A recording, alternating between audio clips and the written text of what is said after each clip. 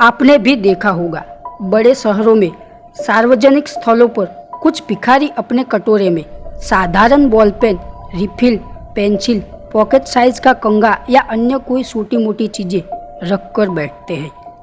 एक सज्जन ने भिखारी के कटोरे में 2 रुपए का सिक्का डालकर वही खड़े खड़े उसके बारे में सोचने लगे और कुछ क्षण बाद वह आगे चलने को मुड़े ही कि वह भिखारी बोला, बाबू साहब, आपने 2 रुपए का सिक्का तो कटोरा में डाल दिया, पर उसमें रखी पेंसिल या रिफिल आपने नहीं ली।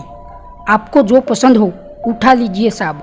सज्जन बोले, भाई मैंने तो भिखारी समझकर तुम्हें सिक्का दिया है। नहीं बाबू साहब, उसके बदले कुछ तो ले लीजिए, भले ही 50 पैसे की हो।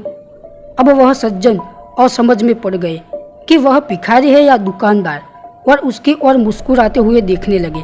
भिखारी बोला, साहब, हालात ने मुझे भिखारी जरूर बना दिया है, लेकिन मेरा थोड़ा सा आत्मसम्मान अब भी बचा है। अगर आप सिक्के के बदले कुछ भी ले लेंगे तो मुझे कम से कम इतना संतोष रहेगा कि भिखारी होने के बावजूद मैंने अपना स्वाभिमान नहीं खोया है। यह सुनकर उस सज्जन की आंखें भर आई।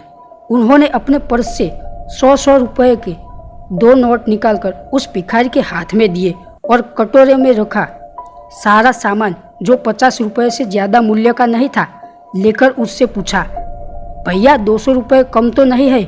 वह भिखारी कृतज्ञ होकर रुदे कंठ से बोला, साहब, मैं आपका शुक्रिया किन शब्दों से अदा करूं?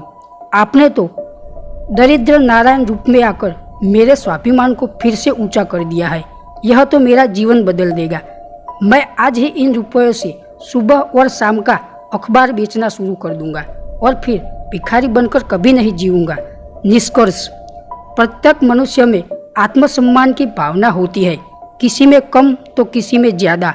एक संत ने मुझे बताया, यह जीवन बार बार नहीं मिलता है। अब समय है मनुष्य उस चीज़ को पकड़े जो उसके भीतर है और फिर उसे समझने की कोशिश करे, अपने हृदय की प्यास बुझाए ताकि जीवन में शांति आ सके। इसका सार यह है कि हम पहले खुद को जानें, अपनी पहचान करें और फिर खुद को सही रास्ते पर लाकर आनंद से जिए। दोस्तों, आपको अगर ये स्टोरी पसंद आई हो तो वीडियो को एक लाइक कर देना। चैनल पर नए हो तो चैनल को सब्सक्राइब कर देना। मिलते हैं अगले वीडियो में, तब तक के लिए बाय।